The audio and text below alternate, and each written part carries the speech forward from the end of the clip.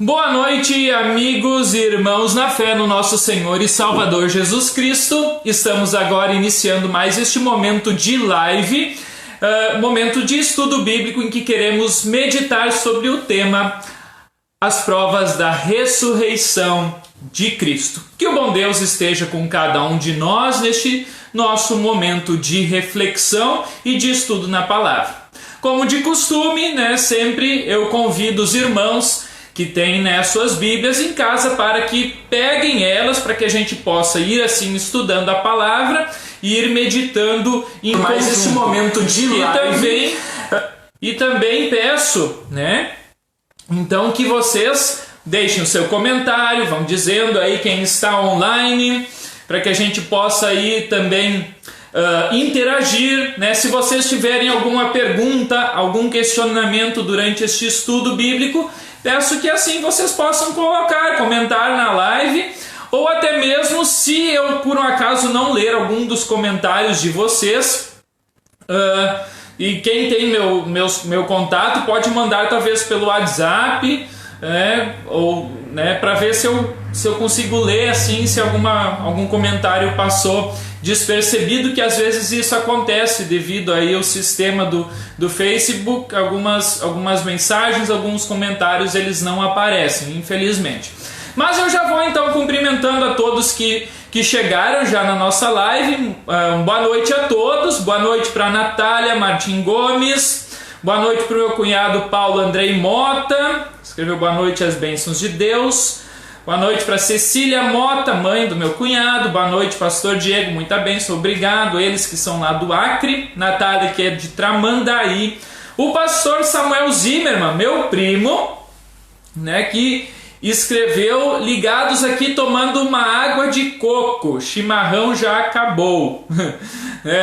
Então, ali eu estou no chimarrão, o pastor Samuel está lá na água de coco, lá no Espírito Santo, lá em Linhares, Hoje o chimarrão dele já acabou, mas pode vir aqui buscar então, pastor Samuel, ele que é meu primo, pastor lá em Linhares. A Juliana Decken, daqui de Maquiné, escreveu boa noite. A Liane Velker de Santa Maria, boa noite, pastor Diego e a todos. A May Koenig Eberhardt de Três Cachoeiras escreve boa noite, pastor Diego. A Edelgard Zimmermann escreve aqui: estou, meu sobrinho, abraço, a tia Edel, minha tia, irmã da minha mãe, lá de Nova Petrópolis, na Serra Gaúcha. E assim os demais que vão chegando na live, peço aí que deem o seu oi, o seu olá, que a gente vai então hoje meditar sobre este tema, as provas da ressurreição de Cristo. Já que estamos aí no período de Páscoa, é interessante a gente meditar sobre este assunto, É um assunto assim, às vezes até que bastante polêmico, talvez não para a maioria de nós que somos cristãos, que cremos, que acreditamos, mas para muita gente isso pode ser um assunto um tanto quanto polêmico, A ressurreição de Cristo é verdade? É mito? É fato?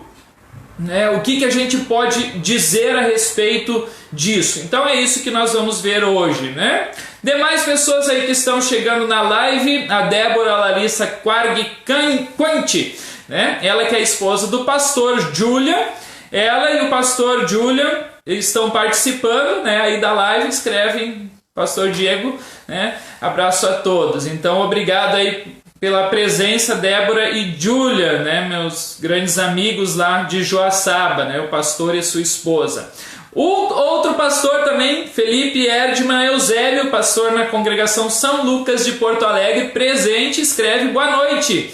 Bênçãos ao estudo, abraços, obrigado pela presença, pastor Felipe, pastor Felipe que estava há pouco tempo também em live, também em estudo bíblico, começou às 6h30, já terminou o estudo dele, eu assisti o estudo dele, que também falava sobre ressurreição, mas daí era um tema um pouco mais amplo, falava da ressurreição de Cristo e da nossa ressurreição. Também para quem ouviu ele, para quem esteve lá e está aqui, boa noite também.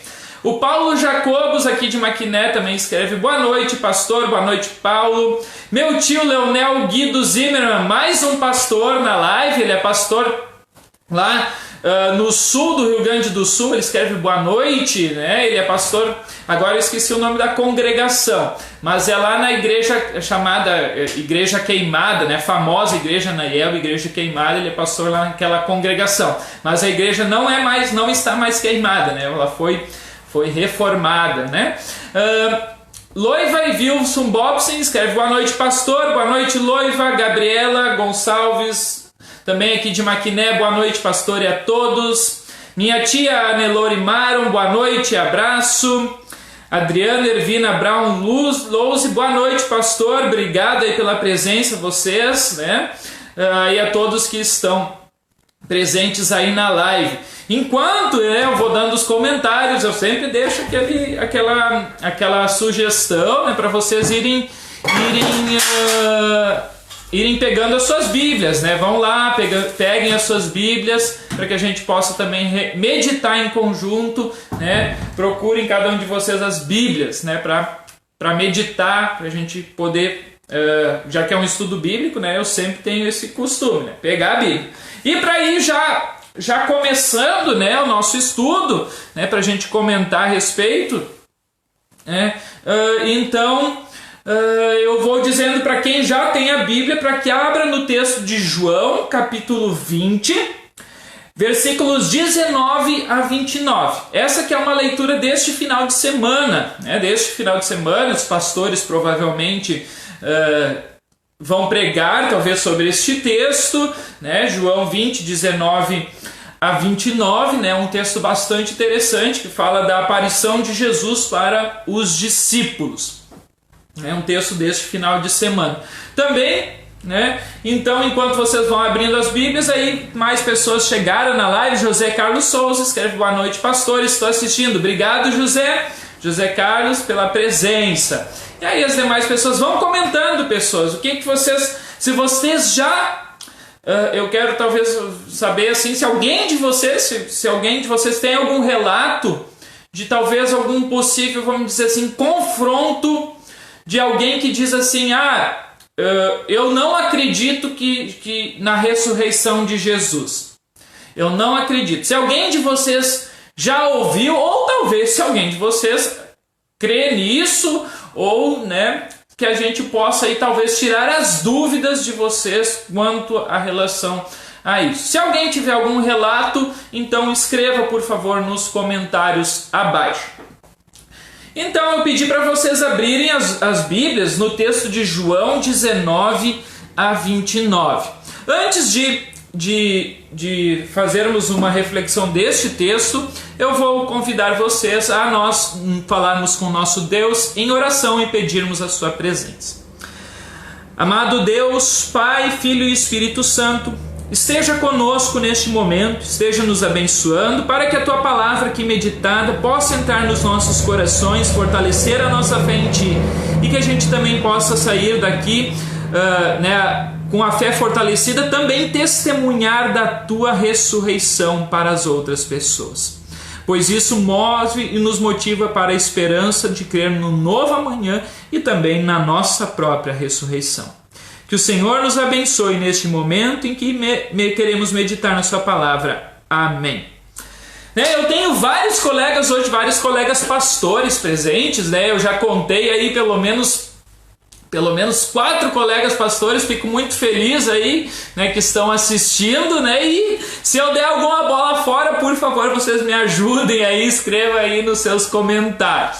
Também, né, saudando o meu irmão André Santos, lá de Floriano, que escreve boa noite, pastor Diego. Boa noite, André. Uma honra aí ter a presença também de vocês todos aí na live de hoje. Muito obrigado. Então vamos ao assunto. Primeiro texto, João 20, 19 a 29. Eu não vou ler todo esse texto, tá, gente? Mas ele fala sobre a aparição de Jesus para os discípulos. É o famoso texto onde a gente tem a parte de Tomé, né? Tomé, que é o chamado do discípulo incrédulo, né? Por quê? Porque ele não estava presente no domingo da ressurreição, quando Jesus aparece para os discípulos pela primeira vez. Tomé não estava presente. E aí acontece então que no domingo seguinte, no domingo depois da ressurreição, ou seja, no segundo domingo de Páscoa, e também por isso que esse texto sempre é lido na igreja no segundo domingo de Páscoa, né, o domingo após a Páscoa, né? Então, porque é nele então que este relato acontece, né? Então, quando os discípulos novamente estão reunidos ali, e agora sim Tomé estava entre eles. E Tomé então, ele diz assim, né? Ele diz assim: se eu não vir o sinal dos pregos nas mãos dele, e não tocar ali com o meu dedo, e também se não puser a minha mão no lado dele, não vou crer. Este relato é bastante interessante, com certeza os pastores talvez até vão falar disso, né? É o chamado ver para crer. Tomé precisava das provas. E aqui a gente vai falar das provas físicas, né, que Tomé estava exigindo para Jesus, para os discípulos. Se eu não ver e se eu não tocar, ou seja, fisicamente, eu não vou crer, diz Tomé. Aí então Jesus aparece, ele vê Jesus, toca nas suas feridas, e aí ele exclama então: meu Senhor e meu Deus. Essa frase também de Tomé é uma frase muito significativa, porque aqui ele fala que Jesus não é somente um ser humano ali presente fisicamente, mas também é o verdadeiro Deus. Por quê? Porque somente Deus pode ressuscitar alguém dos mortos, e ele era o próprio Deus. Por isso a ressurreição de Cristo não é algo normal, né? Não é um evento normal, né? Mas é um evento, é algo que aconteceu somente esta vez. A ressurreição de Cristo é uma ressurreição diferente das outras ressurreições. Você creu porque me viu? Então respondeu Jesus para Tomé. E aí Jesus diz: felizes são os que não viram, mas assim mesmo creram. E com esta frase então eu começo o nosso estudo de hoje sobre as provas, né? Bem-aventurados os que não viram, mas creram. Ou seja, na realidade, em primeiro lugar, isso que eu gostaria de deixar bem claro aqui: a ressurreição de Cristo, ela, como diz Jesus, ela não precisa de, talvez, de provas. Como Jesus diz: bem-aventurados, felizes são aqueles que não precisaram ver, não precisaram das provas para crer. Então assim somos nós hoje. A gente pode dizer assim: nós temos prova física ali, como talvez Tomé, né, tinha. Não, mas nós mesmo assim cremos. Então, em primeiro lugar, a ressurreição de Cristo, e ela se baseia principalmente na nossa fé, né? Porque nós cremos nela, né? E por que nós cremos? Porque está escrito, porque foi relatado, está na Bíblia, né? A Bíblia, que é a palavra de Deus, e nós acreditamos, nós cristãos, né, acreditamos naquilo que está escrito na palavra de Deus. Mas como eu disse, né, o estudo então hoje é sobre as provas, né? Se você está com um pouco de dúvida: pastor, mas a gente não tem hoje as provas, e aí? E agora? O que a gente pode falar? O que a gente pode responder? O que a gente pode dizer para aquelas pessoas que não creem na ressurreição de Jesus, para aqueles que não acreditam, para aqueles que pedem as provas da ressurreição de Jesus? O que a gente pode dizer, pastor, para essas pessoas? Aí então que nós vamos entrar realmente no nosso momento de estudo. Mas antes de eu falar sobre as provas da ressurreição, vamos dizer assim, as provas, entre aspas, eu vou falar primeiro dos relatos daqueles, dos relatos, vamos dizer assim, que são mais ouvidos a respeito da não ressurreição de Jesus. O que as pessoas falam sobre isso? O que elas dizem? Aqueles que não creem, quais são as frases que eles mais falam, então, vamos dizer assim, né? Para contrapor aquilo que os cristãos falam, né? Por quê? Porque para nós, cristãos, os relatos da morte e da ressurreição de Cristo são o centro e a base da nossa fé, né? Isso que está escrito e relatado no final dos 4 evangelhos, né, que falam sobre a morte e ressurreição de Cristo, são os pilares da fé cristã, né? Aqueles que não acreditam na morte e na ressurreição de Jesus, então podemos dizer assim que essas pessoas não são cristãs. Por quê? Porque estes são os pilares, o centro da nossa fé, né? O centro da vida de um cristão está baseado nisso, né? Está baseado naquilo que a Bíblia fala a respeito da morte e ressurreição de Jesus, né? E então, os principais questionamentos dessas pessoas que não acreditam são, em primeiro lugar, eles falam assim, a Bíblia é apenas um relato religioso, um relato mitológico. Aquilo que está escrito na Bíblia não para de mera fantasia, né? Que não seria talvez um relato histórico, né? E aí nós, né, podemos dizer claramente que a Bíblia é um livro histórico, né? Ela não conta simplesmente fatos e coisas inventadas, mas que muita coisa que está escrito na Bíblia são sim relatos históricos, de coisas, de fatos históricos que aconteceram e que estão comprovados por diversos historiadores. Esse é um dos pontos. O segundo ponto é que muitos dizem que a Bíblia ela não foi escrita com critérios, vamos dizer assim, da historiografia moderna. Ou seja, que os escritores bíblicos, eles não eram historiadores como os de hoje, né? Que os escritores bíblicos, eles não se preocupavam com a precisão dos fatos, né? E por isso muitos, então, questionam a respeito da ressurreição de Jesus, da morte, da ressurreição, dizendo que isso não seria um escrito, talvez como os dias de hoje da história, né, que você tem que se preocupar com os fatos, com as provas e coisa do tipo, né? Apresentar a questão exatamente detalhada com data. Terceiro ponto que muitos falam é sobre... Eles falam assim, nossa, mas esse relato da morte e da ressurreição de Jesus é fantástico demais para ser verdade. Ou seja, é uma história, digamos assim, muito mirabolante, muito bem montada para ser verdadeira. Chega-se ao ponto de ser ridículo.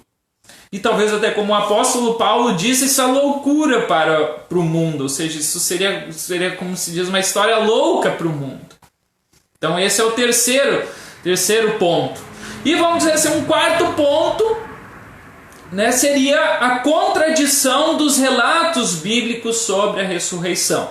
E isso a gente vai ver mais adiante, então. Que a Bíblia mesmo, talvez ela se contradiga, né, com relação aos fatos que acontecem na ressurreição, né?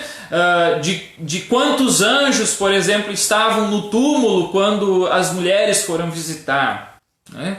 Ou quantas mulheres foram ao túmulo visitar Jesus. E outros fatos que, digamos assim, a Bíblia se contradiz, né?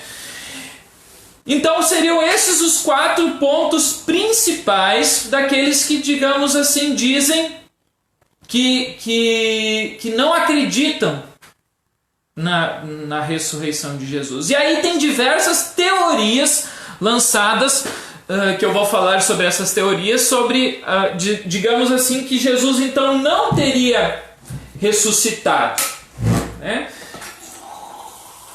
Mas antes de falar sobre isso, né, sobre essa teoria, então eu convido aí que vocês abram, ou quem trouxe as Bíblias aí, para que deixe aberto nos textos que falam sobre a ressurreição de Jesus.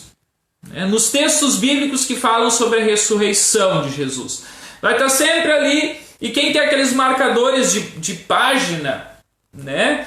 Aqueles marcadores, ou botem, sei lá, algum papel no meio, assim, que quiser deixar as páginas assim gravadas, né?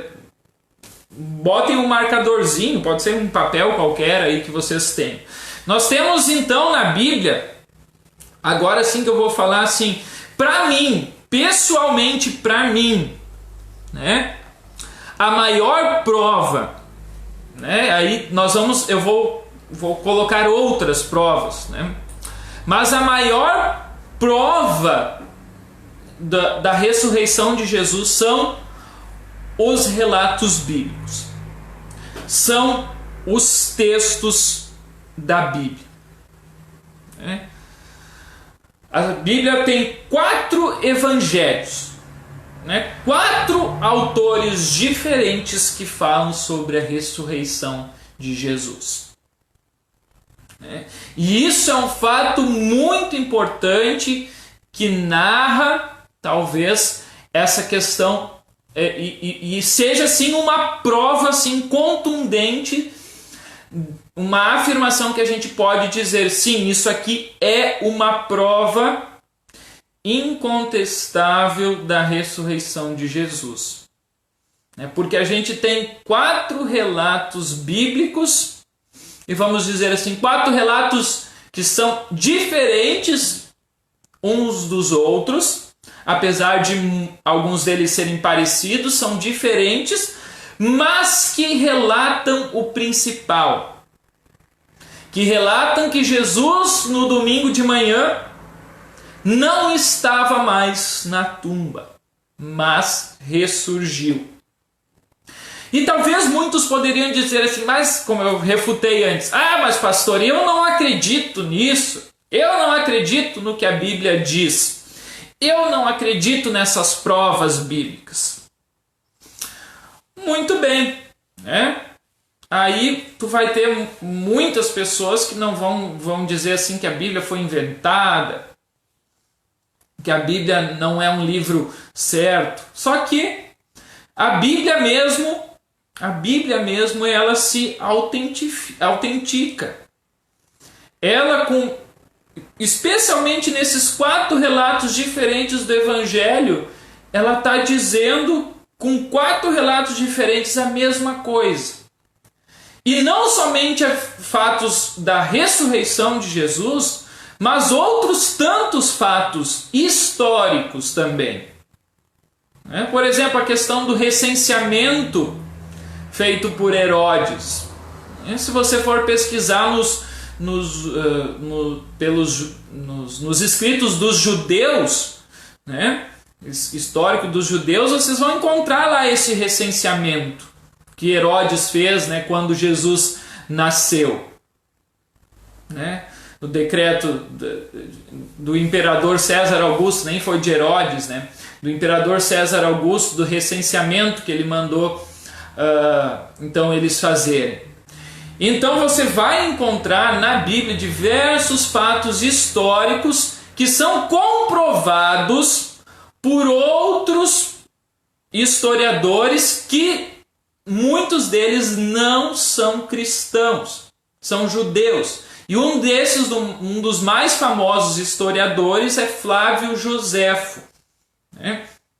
Então, começando por aí, né? Nós temos 4 relatos de diferentes autores, porque a Bíblia não é um livro só. Ela contém diversos livros, né? E nós contemos então 4 evangelhos que falam sobre a ressurreição de Jesus. E eu aqui escrevi, então, para quem quiser deixar marcados os relatos, né? Mateus 28, Marcos 16, Lucas 24 e João capítulo 20. Né? Então vejam estes relatos. Mateus 28, Marcos 16, Lucas 24 e João 20. O que nós temos em comum a respeito deste relato, destes 4 relatos a respeito da ressurreição de Jesus? Em primeiro lugar, que mulheres foram ao túmulo. Ou, segundo talvez o Evangelho de João, que apenas Maria Madalena, que Maria Madalena e as outras e a outra Maria e mais outras mulheres teriam para o túmulo ido cedo de manhã embalsamar o corpo de Jesus. Vocês podem verificar aí nas Bíblias de vocês que todos os relatos falam que mulheres foram ao túmulo. Ou que uma mulher foi ao túmulo. E isso já é algo interessante. Vocês têm que entender o contexto daquela época. Jesus aparece, né? A primeira prova da ressurreição de Jesus não foi para homens, mas foi para mulheres, que os quatro autores escrevem, né? E o que isso tem a ver, pastor? Naquela época, né, bem mais que hoje, né? Hoje ainda tem um pouco disso, mas naquela época ainda mais, as mulheres eram consideradas talvez a ralé, vamos dizer assim, da sociedade. Elas eram a classe mais baixa da sociedade, uma das classes mais baixas.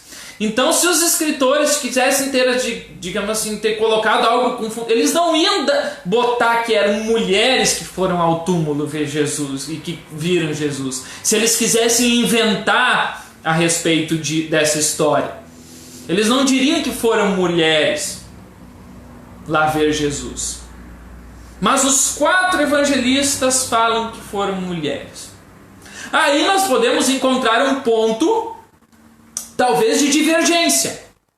Por quê? Vamos dizer assim, o Evangelho de João fala que que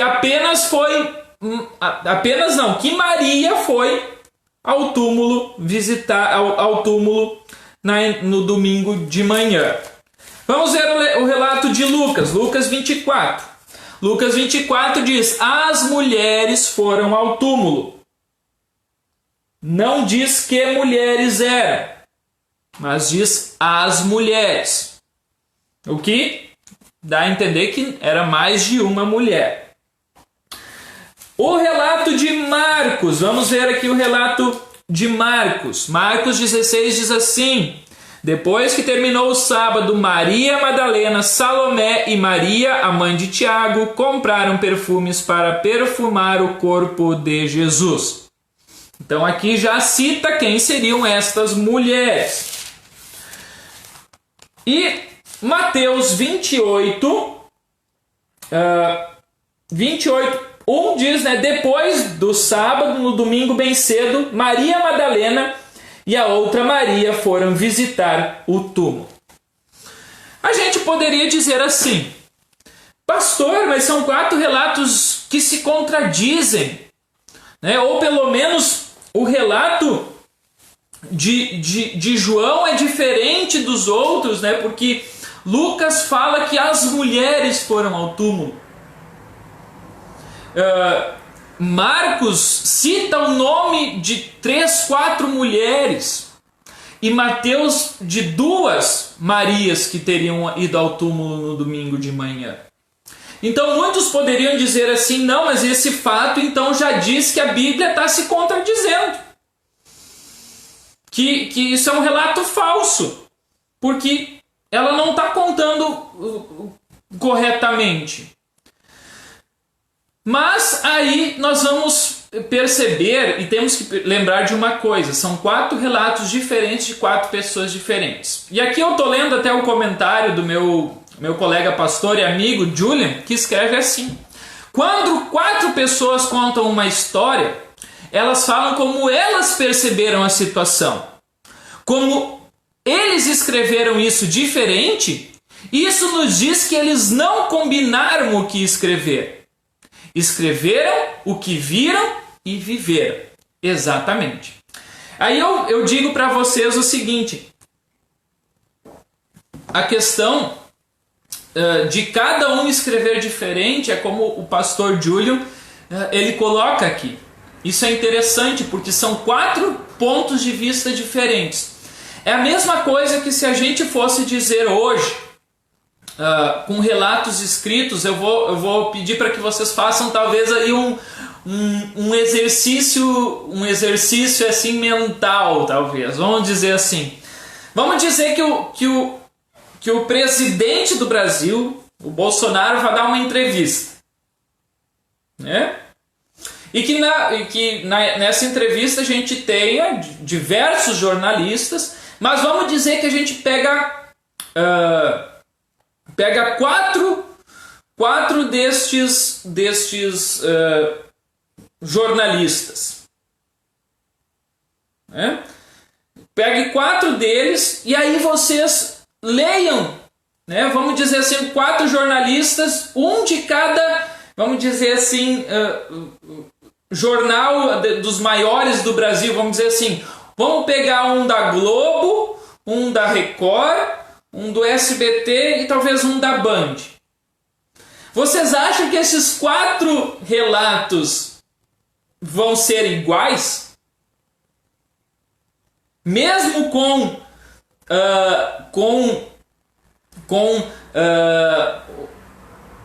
as provas, talvez as pessoas, a filmagem, vocês acham que se a gente tiver só o relato escrito de cada um desses veículos de comunicação, desses 4 jornalistas, vão ser relatos iguais? Ou que vai ter relatos diferentes com viés ideológico, né?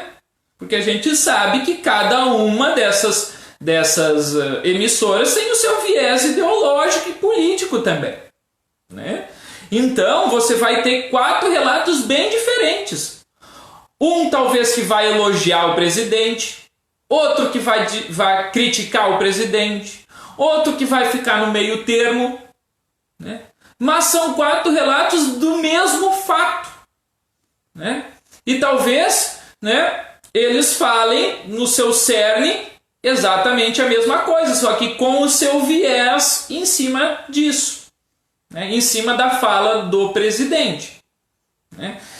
Imaginem então na época de Jesus, que os escritores da Bíblia, né, não tinham exatamente assim todos os meios de comunicação e as fontes que nós temos hoje, né, para ver alguma notícia, né? Por exemplo, João, o apóstolo João, é um dos seguidores de Jesus.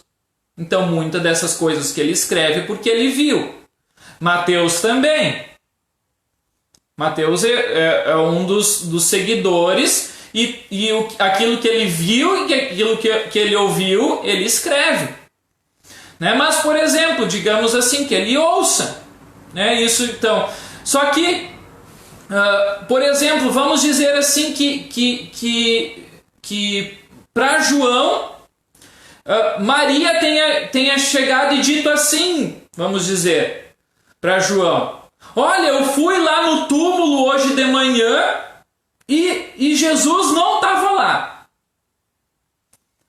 Vamos dizer que ela chegue com essas palavras: eu fui lá no túmulo hoje de manhã e Jesus não estava lá. E aí João escreve: Maria Madalena foi até o túmulo e viu que a pedra tapava a entrada e tinha sido tirada, né? E aí ela foi correndo então contar para os discípulos. Só que aqui João está dando ênfase ao fato de que Maria foi ao túmulo. Por quê? Porque Maria chegou para ele, talvez, isso é uma suposição, né? Que Maria chegou para ele e disse assim, olha, eu estava lá e Jesus... Só que quem disse que não estavam outras mulheres lá com ela? João não diz isso. João não diz que apenas somente Maria foi ao túmulo. Ele narra que Maria foi. Será que ela foi sozinha? O texto não diz isso. O texto não diz que ela foi sozinha. O texto apenas diz que Maria foi ao túmulo. Né? Ou seja, nós temos a certeza de que Maria foi lá. E essa certeza os outros evangelistas também colocam. Maria foi ao túmulo. Né? Marcos diz que Maria foi e Mateus também diz que Maria foi. Vejam que interessante, são quatro relatos e nenhum deles diz que Maria não foi. Né? Vamos dizer que Lucas não cita o nome de Maria, mas aí a gente acredita que Maria foi porque ele escreve: as mulheres foram ao túmulo no domingo de manhã. E aí vejam, para Lucas já é diferente. Para Lucas não é interessante que os escritores, que os leitores dele saibam quem foi as mulheres.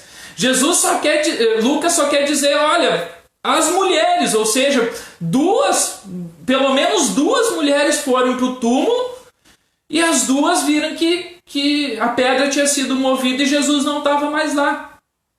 Então, começando por este ponto, né? Por este ponto, o relato bíblico, né, pode até ser divergente ao fato de que Marcos cita algumas cita Maria, eu vou pegar aqui certinho, né? Marcos cita Maria Madalena, Salomé e Maria, mãe de Tiago. Então, por quê? Porque essas mulheres ele teve certeza, né? Porque falaram, né? Ele ouviu talvez o testemunho delas, né? Que elas disseram: nós fomos lá no domingo de manhã. Pode ser que outras mulheres tenham ido? Pode ser. Né? Pode ter sido até mais mulheres. A gente não sabe. A gente sabe e tem certeza que essas que estão aqui foram.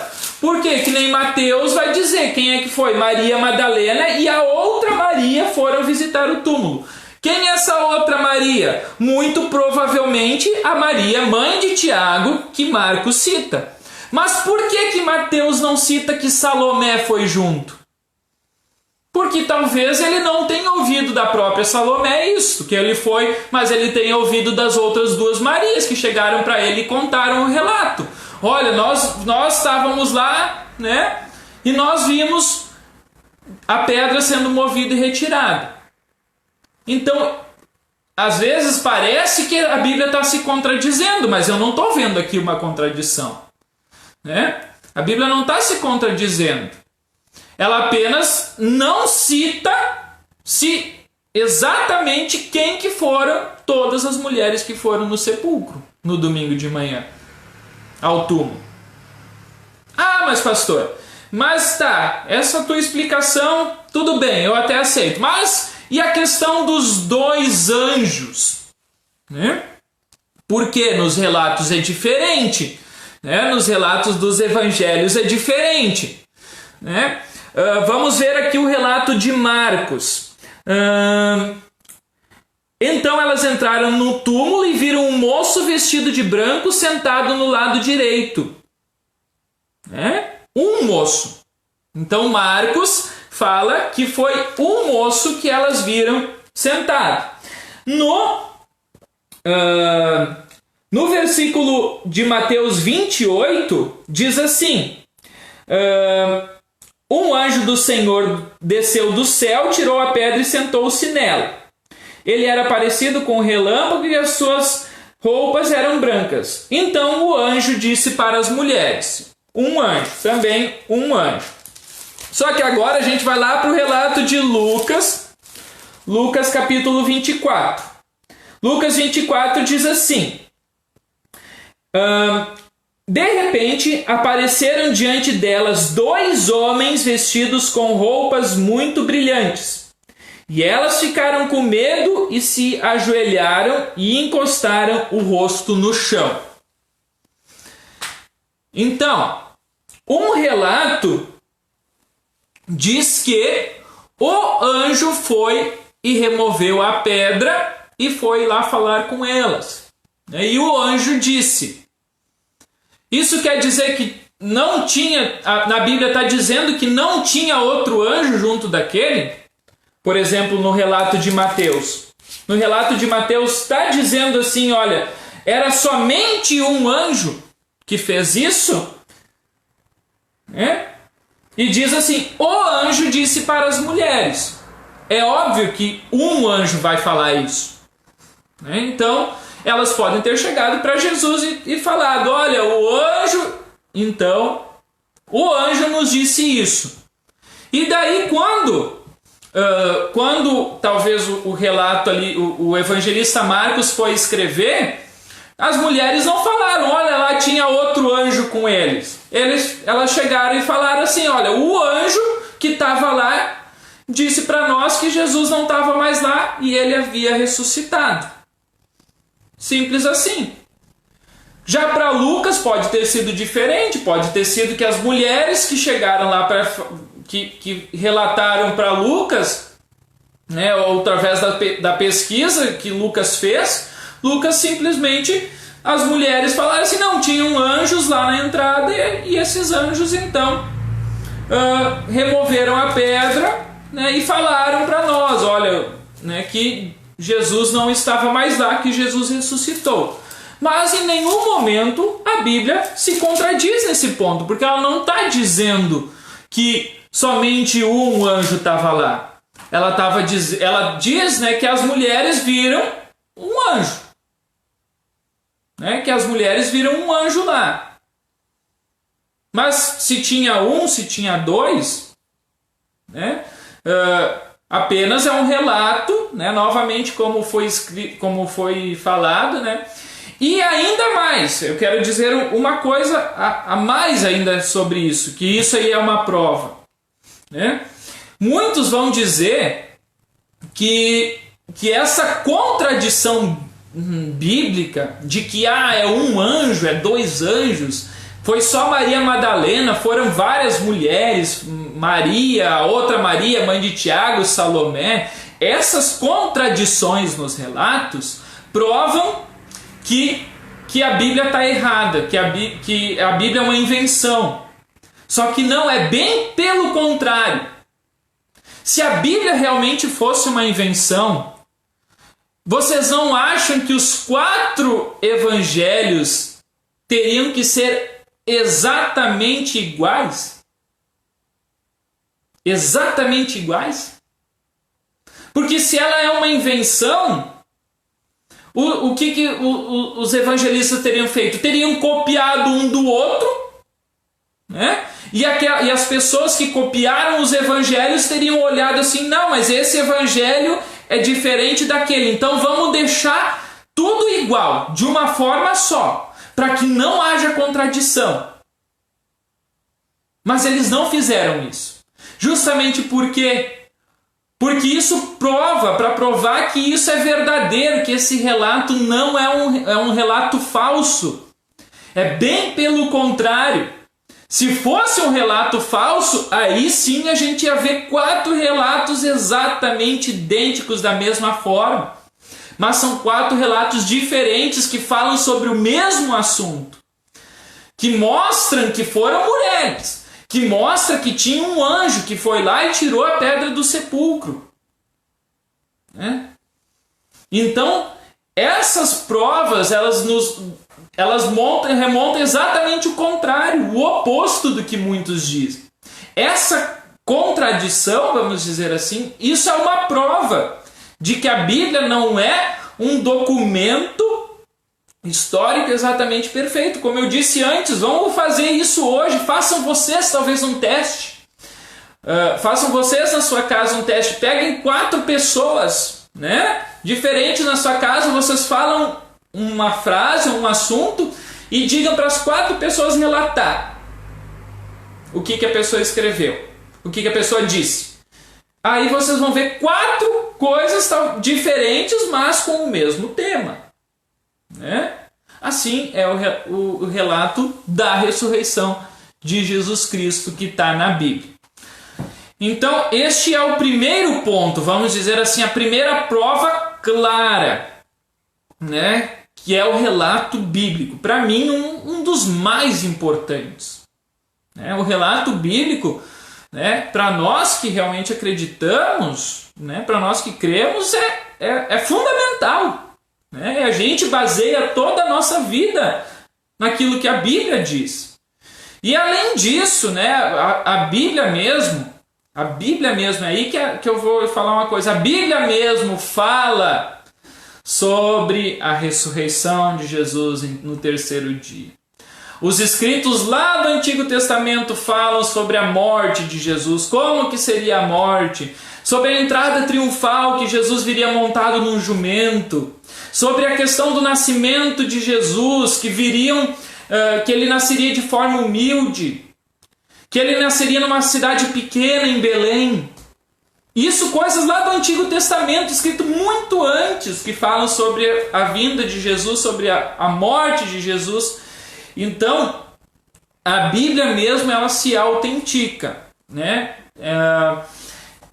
Mas, muitos não acreditaram nesse primeiro ponto, então vamos para o segundo ponto, que muitos talvez considerem, mas esse ponto, pastor, isso aí pode ser refutado.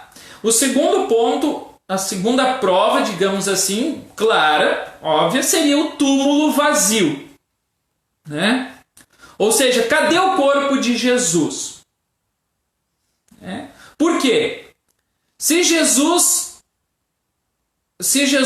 realmente morreu, mas não ressuscitou, onde é que está o corpo de Jesus? Se os romanos realmente queriam que o cristianismo fosse uma religião desfeita, né? Porque essa foi a intenção logo depois, a perseguição aos cristãos, isso está comprovado, né? Comprovado historicamente, né? A perseguição aos cristãos. Se os romanos quisessem ter desfeito com o cristianismo, era só eles terem apresentado o corpo de Jesus, né? Isso seria um golpe fatal no cristianismo, né? As autoridades adorariam ter feito isso, mas aparentemente eles não puderam fazer porque o túmulo estava realmente vazio, né? Cadê o corpo de Jesus? Se os romanos tivessem, né, o corpo de Jesus como prova, eles teriam dito: está aqui o corpo de Jesus, o mestre de vocês está morto, ele não ressuscitou. Só que os primeiros relatos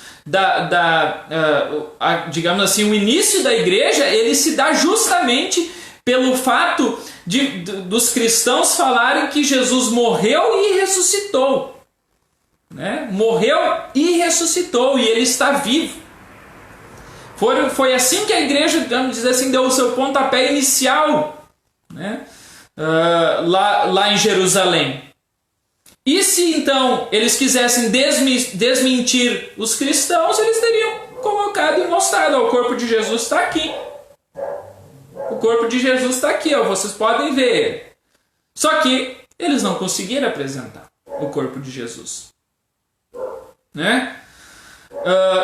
Aí entra a questão de que uma outra questão que eles vão dizer: não, mas os discípulos roubaram o corpo de Jesus. Então os discípulos eles foram lá e levaram o corpo de Jesus embora, né? Só que aí, como talvez até mesmo isso está relatado na Bíblia, né? Em Mateus 28, versículo 11 a 15. Mateus 28, 11 a 15 fala exatamente sobre isso, né? Sobre essa teoria, né? De que os judeus, os discípulos de Jesus, teriam roubado o corpo de Jesus. Diz assim: enquanto as mulheres ainda estavam no caminho, alguns dos soldados que estavam vigiando o túmulo voltaram para a cidade e contaram aos chefes dos sacerdotes tudo o que havia acontecido. Os chefes se reuniram com líderes judeus e fizeram os seus planos. Então deram uma grande quantia de dinheiro aos soldados e ordenaram o seguinte: digam que os discípulos dele vieram de noite quando vocês estavam dormindo e roubaram o corpo. Se o governador souber disso, nós vamos convencê-lo de que foi isso mesmo que aconteceu e vocês não terão nenhum problema. Os soldados pegaram o dinheiro e fizeram o que os chefes dos sacerdotes tinham mandado. E esse boato se espalhou entre os judeus até o dia de hoje.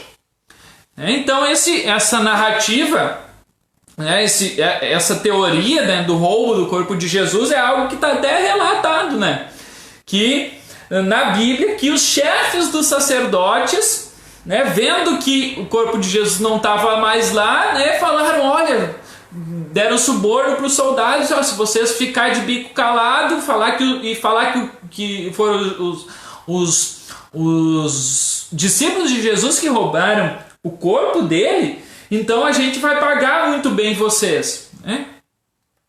Só que aí acontece que essa teoria de que os discípulos roubaram o corpo de Jesus, ela presume então que os quatro autores do Novo Testamento e também o apóstolo Paulo e os outros, eles eram todos mentirosos. Por quê?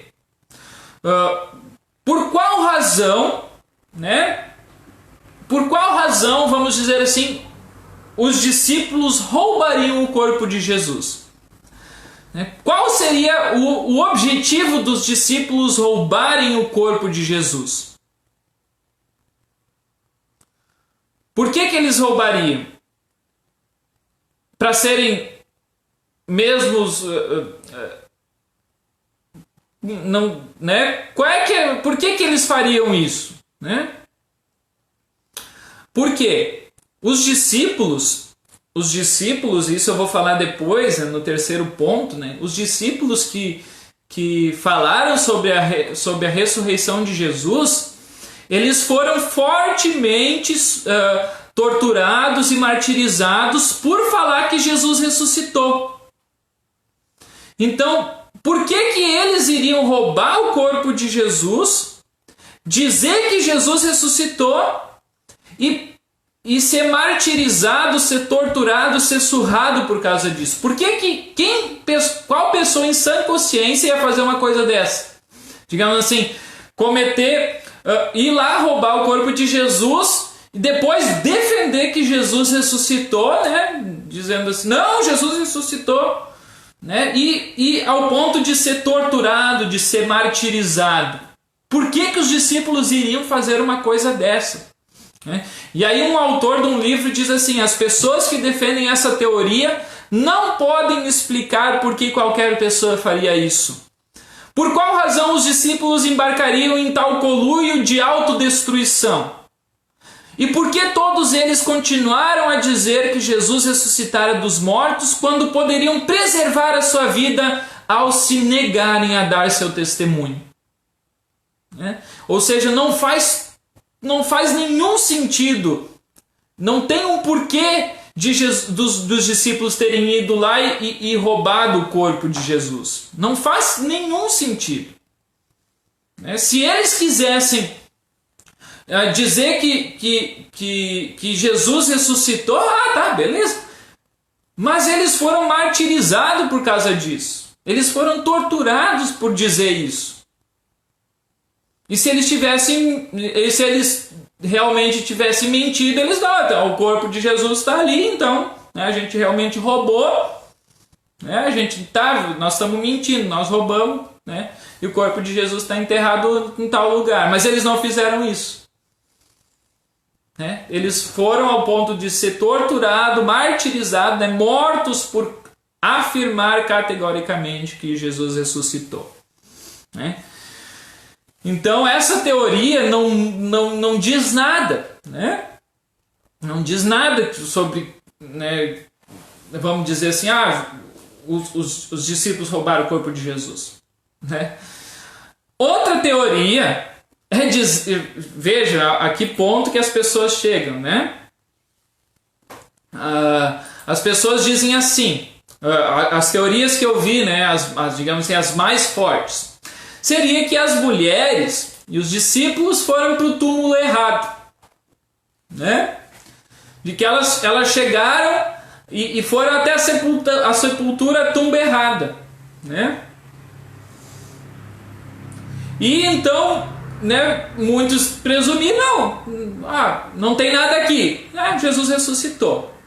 E aí essa teoria, né, de que as mulheres, os discípulos foram para o túmulo errado, tem duas falhas, né, duas falhas fatais. A primeira, né, se os discípulos tivessem ido à sepultura errada, as autoridades, né, judaicas e as autoridades romanas, eles iam ter ido para a sepultura certa, né? E eles teriam mostrado que o corpo de Jesus estava ali, estava naquela sepultura. Por quê? Novamente, aquilo que eu falei antes. A intenção dos líderes judeus e também dos líderes romanos era afirmar que Jesus não ressuscitou. E por isso que eles perseguiram os cristãos. Se os discípulos de Jesus, por acaso, foram para o sepulcro errado e Jesus não estava ali, então que as autoridades judaicas mostrassem, olha, Jesus está enterrado nesse aqui, vocês erraram, né? Outra questão, o túmulo era conhecido, né, pelos judeus. Por quê? Porque era um túmulo deles, né? Tá no relato bíblico, né, que esse túmulo pertencia a José de Arimateia, que era um membro do Sinédrio, ou seja, um membro lá das altas autoridades judaicas. E esse túmulo também era conhecido pelos romanos, por quê? Porque eles colocaram guardas ali para cuidar daquele túmulo, né? Então, né, muitos vão dizer, né, que os discípulos foram para o lugar errado, né?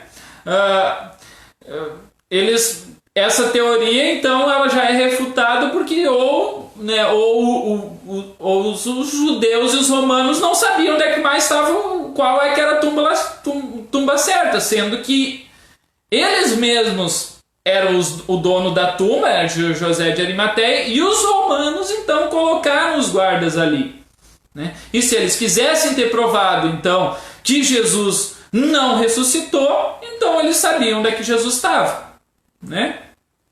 E a segunda falha é, mesmo que os discípulos realmente tivessem ido para o túmulo errado, a teoria ainda não explica de que maneira, então, como que Jesus apareceu em 12 diferentes ocasiões, vivo, com o seu corpo, né?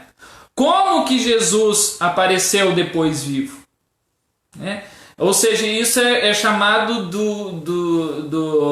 agora eu esqueci, né? Da prova, né? Que, digamos assim, se a gente tem que provar que Jesus não existiu, que Jesus não ressuscitou, as outras pessoas então também têm que provar para nós em fatos, em pontos históricos, dizendo assim, olha, sem teorias, né? Olha, Jesus realmente não ressuscitou, né? É a contraprova, né? Se nós falamos que Jesus ressuscitou, vocês negam categoricamente que Jesus não ressuscitou, então apresentem as provas disso. Apresente a contraprova, porque a gente tem os relatos bíblicos. E os relatos escritos, minha gente, os relatos escritos, como eu disse antes, são muito importantes nesse ponto. Por quê? Porque antigamente a gente não tinha toda essa modernidade, gravação e câmera e HD e memória de computador para guardar tudo bonitinho. Imagens. Não, quando a gente quer olhar para algo histórico, a gente procura os relatos da história, dos historiadores, né? E como eu mesmo disse antes, não foram os historiadores cristãos apenas que falaram sobre Jesus.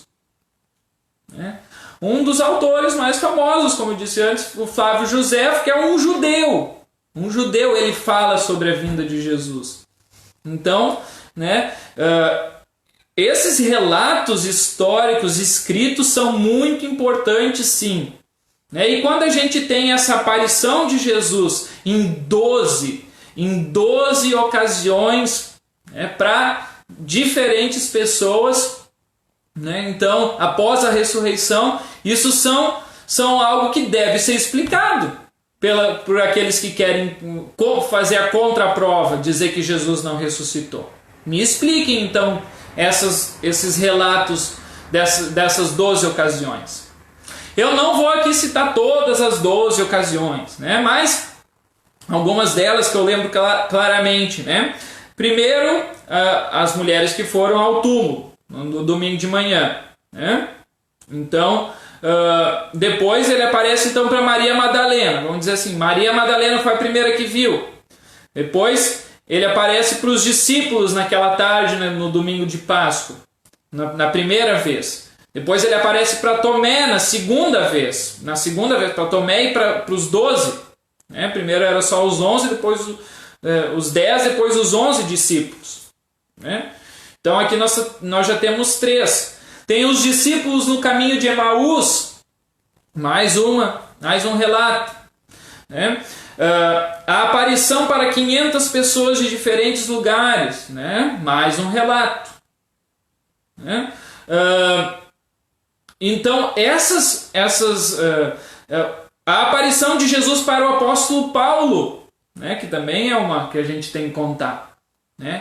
Então, são diversos relatos bíblicos que falam sobre essa aparição de Jesus. Antes de Jesus subir aos céus, mais uma aparição. Então, nós temos diversos relatos, de 12 diferentes ocasiões, que Jesus aparece para as testemunhas, para as pessoas, para os discípulos e para outras pessoas, E esse relato dessas testemunhas, vamos dizer assim,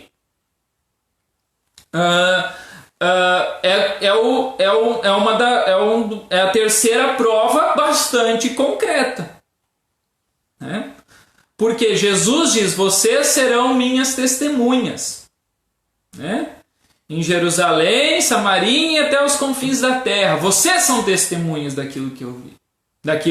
E muitos então foram as testemunhas da ressurreição de Jesus. Muitas delas.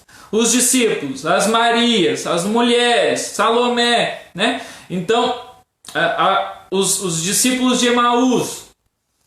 Aí tem uma teoria, que aí as pessoas inventam as teorias, chamada teoria da alucinação.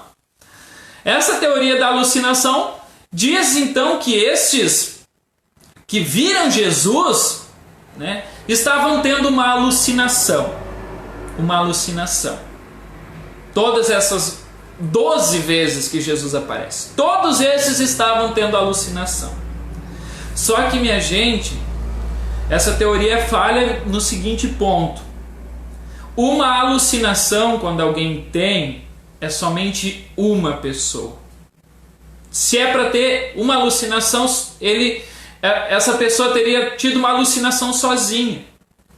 Mas os relatos bíblicos falam de diversas ocasiões de que Jesus aparece no meio dos discípulos. Então quer dizer que os discípulos tiveram uma alucinação em conjunto naquele momento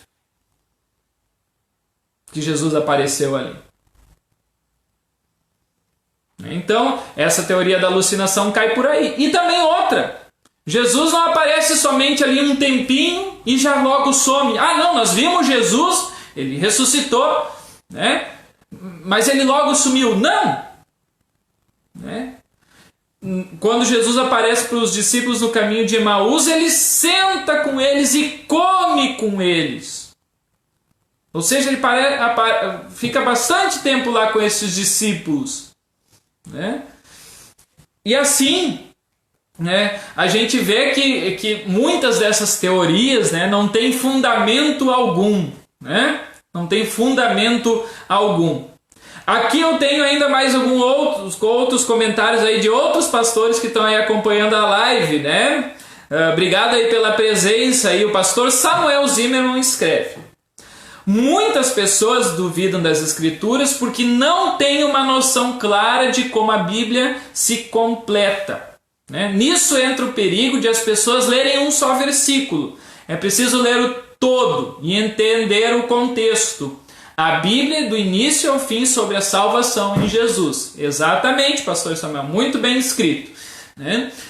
Muitas vezes as pessoas pegam um versículo isolado e tentam fazer uma teologia em cima disso.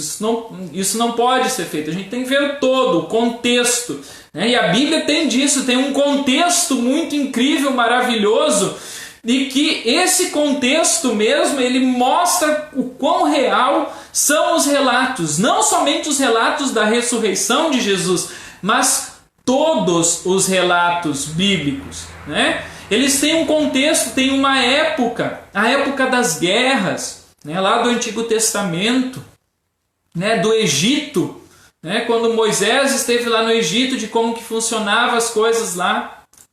Então a Bíblia toda ela tem um contexto, ela tem uma época em que ela foi escrita, né? E as coisas acontecem como era naquela época. O meu irmão Fábio André Neumann também, né, pastor lá em Novo Cabrais, escreve assim: muito bom, muito boa lembrança do judeu exilado Flávio Joséfo, que fez um relato histórico sobre a existência de Jesus. É um não cristão que atestou a existência histórica de Jesus Cristo. E isso é muito importante. Sobre sua ressurreição, como falaste, a palavra não apenas fala, mas prova cabalmente sua ressurreição. Quem tem ouvidos para ouvir, então ouça. Obrigado, Fábio, né, pelo comentário, né? E exatamente isso, né? Agradeço aí aos pastores, pode ir me ajudando aí. Se eu esquecer algum ponto, algum que vocês lembram, alguma prova, né, que vocês lembram, vão colocando aí, né? Então, esse relato, né, das testemunhas é muito importante, né?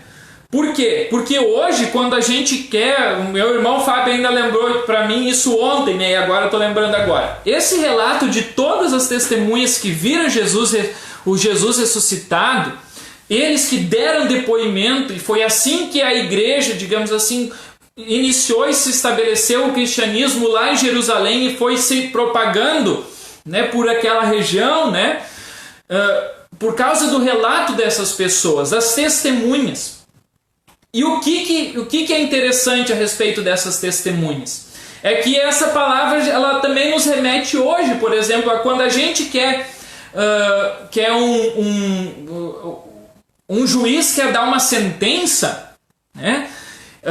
As provas, digamos assim, concretas, muitas vezes elas não dizem tanta coisa, né? Mas se tu pega e junta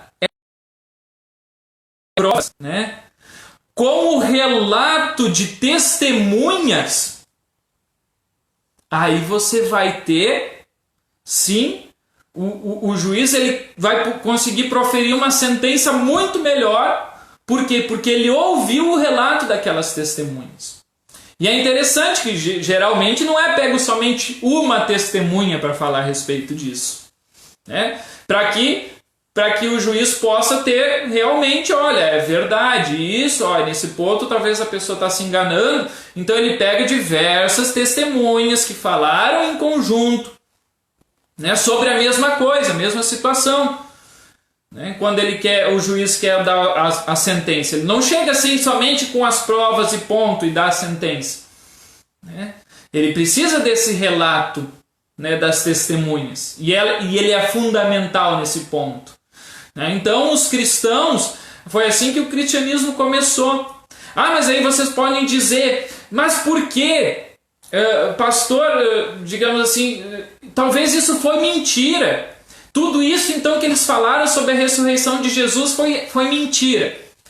Gente, vocês raciocinem comigo. Por que que eles mentiriam a respeito da ressurreição de Jesus, como eu disse antes? Por que que eles mentiriam sobre isso? Por que que eles falariam que a ressurreição de Jesus, falariam que Jesus ressuscitou? Se Jesus não tivesse ressuscitado, por quê? Porque isso, naquela época, falar que Jesus ressuscitou era, vamos dizer assim, praticamente um crime. Tu era condenado, tu era castigado, você sofria perseguição, retaliação por defender a fé. E os discípulos, isso aconteceu com os discípulos, minha gente, né? Os discípulos, eles foram martirizados, como eu disse antes, sobre a questão do roubo, que a teoria do roubo do corpo de Jesus. Né? Por que que os discípulos teriam mentido? Para sofrer?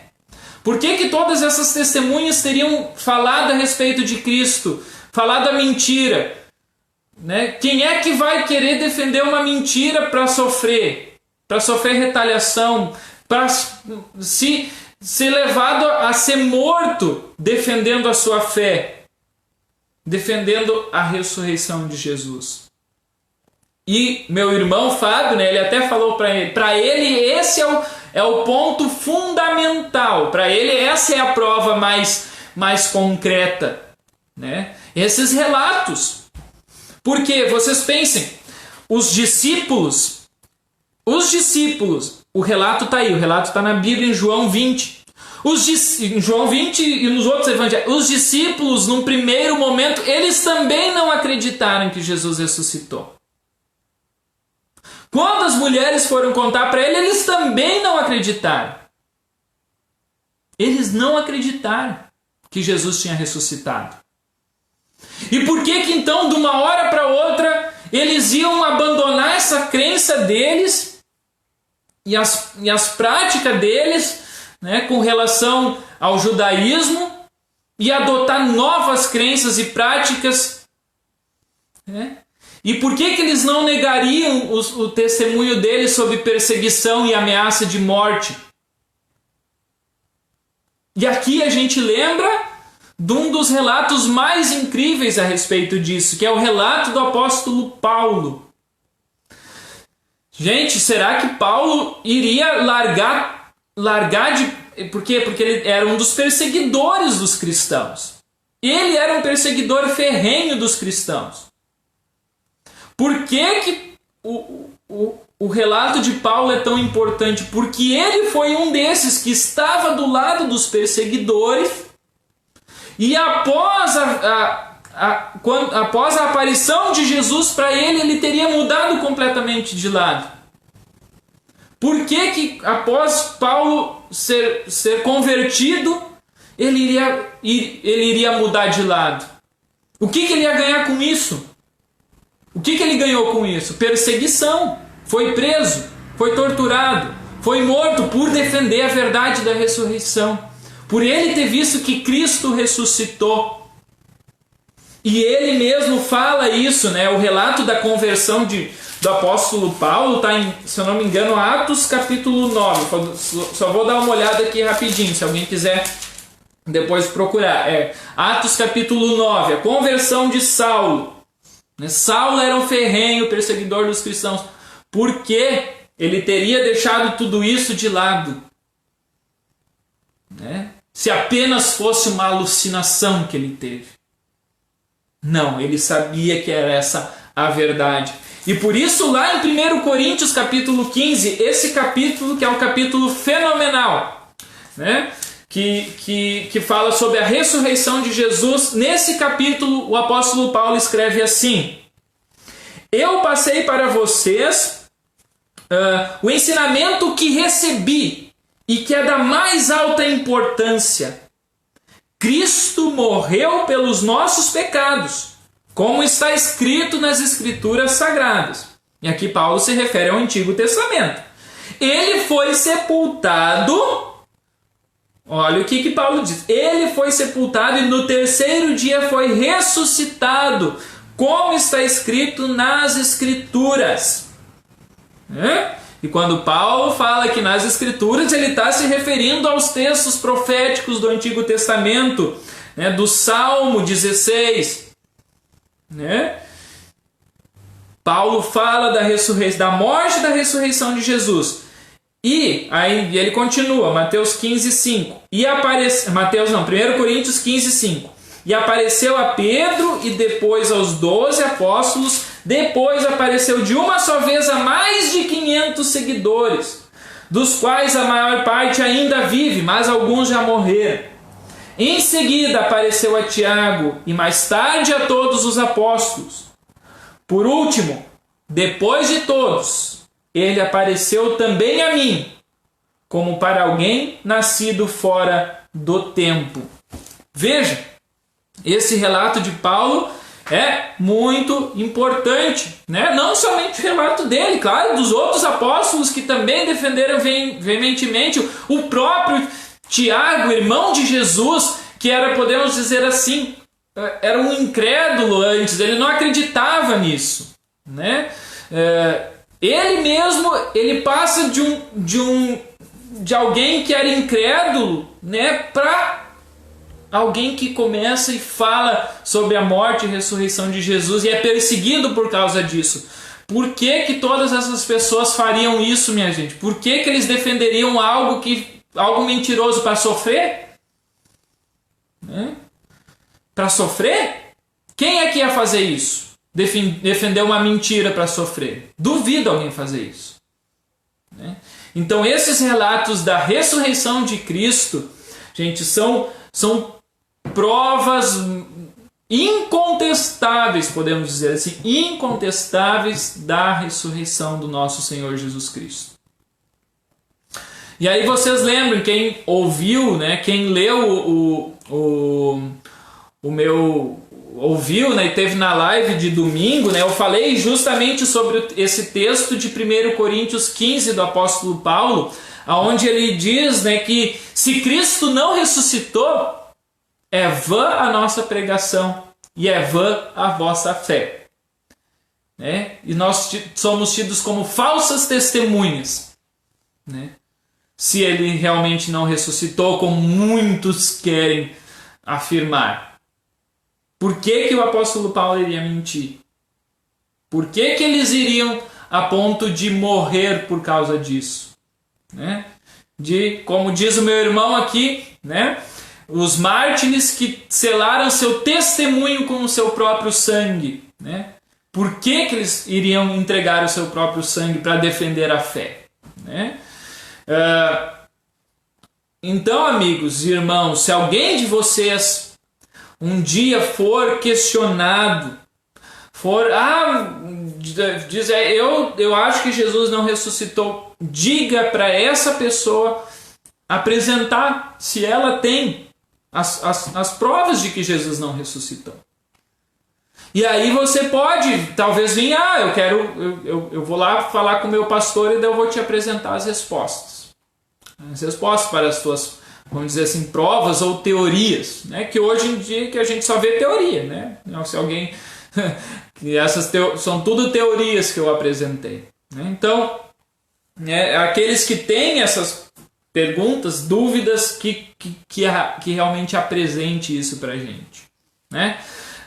Muito bem. Se alguém tem algum comentário ainda, por favor, né, coloque aqui. Né? Eu acho bastante interessante a gente estudar esse texto aqui da ressurreição de Jesus e realmente colocar essas coisas bem certinho, porque nós que... O pastor Felipe falou isso antes, né? Isso aqui depende, a nossa fé é baseado nisso, é baseado na morte e na ressurreição de Jesus. Né? A nossa fé ela é baseada nesses principais pontos. E se a gente realmente, como diz o apóstolo Paulo, se a gente não acredita e se isso é falso, isso tudo é vão. Né? É vão. A nossa fé ela depende disso. Ela depende da morte e da ressurreição de Jesus, porque é nisso que ela se baseia É o cerne da religião cristã no mundo todo. E quem fala contra isso, sim, pode ser considerado sim, uma falsa testemunha de Cristo. Uma falsa testemunha daquilo que Cristo fez por Deus. E não pode ser considerado um verdadeiro cristão. Aquele que não acredita que Jesus ressuscitou. Que as provas são incontestáveis. A Bíblia fala disso do início ao fim. A morte e ressurreição de Jesus foi em nosso favor para nos dar a vida eterna. E como diz então o apóstolo Paulo, se Cristo não ressuscitou, nós somos as pessoas mais infelizes deste mundo. Somos as pessoas mais infelizes deste mundo. Então, se a nossa esperança em Cristo vale só para esta vida, ou seja, se a gente não acredita na ressurreição de Jesus, nós somos as pessoas mais infelizes deste mundo. Isso eu já disse aquele dia, não vou repetir hoje, não vou repetir hoje esse texto aí, a mensagem. Quem quiser ver, eu já falei sobre esse assunto no domingo, também aqui no Facebook.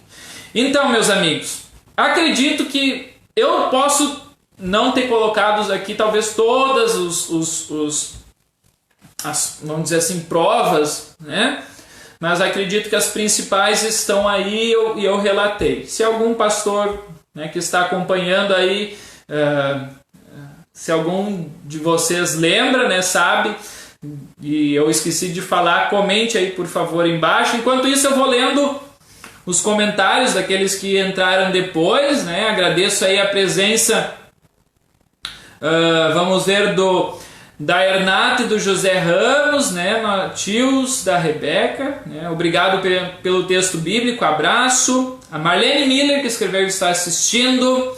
Também a Agnella Pagung Carlesso, boa noite para vocês. Vamos ver quem mais. A Silvia Gross, aqui de Maquiné, escreveu boa noite, pastor. Boa noite, Silvia. A Cenobilina Souza, boa noite. Chegando do estudo na Celc Teresina. Que a paz de Jesus esteja com todos. Obrigado, Cenobilina. Ela que também sempre está presente aí nas lives. Ela é lá do Maranhão. Obrigado pela presença. Também o Carlos, que também amigo meu lá do Maranhão também. Boa noite, graça e paz a todos. Obrigado mais uma vez pela presença. Carlos Ribeiro de Itinga. A Adria Mitman, está aí presente. Obrigado pela presença, Adria. Vamos ver aí, tem novos comentários chegando também. Grimilda Debus escreveu boa noite, obrigado pelo estudo. Grimilda, obrigado também pela presença. A Débora, esposa do pastor Julian, escreveu assim: a arqueologia ajuda a nos situarmos de que Jesus realmente esteve em lugares reais. Isso é verdade, bem lembrado. Não sei se foi a Débora ou o Julian, mas obrigado pela lembrança. Gente, a internet, o YouTube especialmente, ela tá cheio de vídeos que falam de Jerusalém, de Jerusalém, dos lugares onde Jesus esteve, de Israel, Então, vocês, se quiserem, procurem lá. Eu lembro de um canal aqui, Louco por Viagens. Este canal mostra os lugares aonde Jesus esteve, e ainda assim com um cristão apresentando, que é bastante interessante, e isso também. Então, se vocês querem conhecer um pouco mais destes lugares, é Louco por Viagens, o nome do canal no YouTube. Procurem lá, pesquisem. Tem até pastor da nossa igreja que já foi com este rapaz, junto lá para a terra de Israel, nos lugares onde é que ele foi, e também filmou esses lugares. Então, se quiserem pesquisar, isso como a Débora e o Julian falaram, realmente tem lugares, os lugares estão ali, são provas também reais de que esses lugares existem. O Rio Jordão, onde é que Jesus foi batizado, os templos, claro que não mais o templo como era naquela época de Jesus, porque esse templo foi destruído, quando da invasão, em Jerusalém. Então, temos diversos lugares e provas arqueológicas, né, desses lugares onde Jesus esteve. O André, né, de Floriano, escreveu: difícil é não acreditar que não seja verdade, pois como explicar que várias pessoas em diferentes datas escrevem vários relatos semelhantes? Exatamente. Né? Como a gente não acreditar nisso? Né? Isso são provas muito reais e incontestáveis. A minha irmã, mora lá em Rio Branco, no Acre, escreveu: boa noite, excelentes reflexões, abração. Obrigado, irmã e família, por estarem aí assistindo também, né? Então, obrigado aí pelo pessoal por estarem aí presentes, né? Hoje o estudo foi um pouco mais prolongado, né, do que é, né, geralmente, mas agradeço aí a presença de todos aí nesta noite. Que Deus esteja abençoando a todos vocês, dando uma ótima semana, né, que continuem aí refletindo sobre aquilo que Jesus fez por nós, tá? Se alguém tem algum pedido de oração, né, vou pedir que deixe aí, né, que a gente já vai estar chegando pro fim deste estudo. Também, se alguém quiser pedir aí um hino, talvez para terminarmos, né, para cantarmos este hino, e aí finalizamos a nossa live de hoje, né? Então, se alguém tiver aí algum pedido de oração, que faça agora, né? Agradeço aí novamente a presença de todos nessa noite, que Deus esteja abençoando a cada um de vocês hoje e sempre. Vamos ver se temos aí algum hino também que podemos cantar.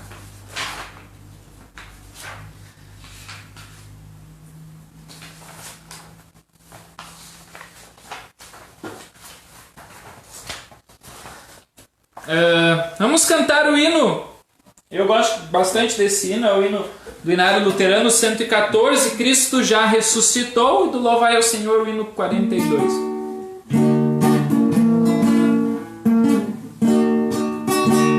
Cristo já ressuscitou e seu túmulo deixou, vossas vozes levantai, seu triunfo celebrai. Cristo a luta terminou e a vitória conquistou, agonia, mágoa e dor não lhe causam mais horror, nem a tumba resistiu, Cristo forte ressurgiu, ele vive, prometeu vida e glória lá no céu. Este prêmio iremos ter e por graça lhe viver, aceitemos nossa cruz e sigamos a Jesus.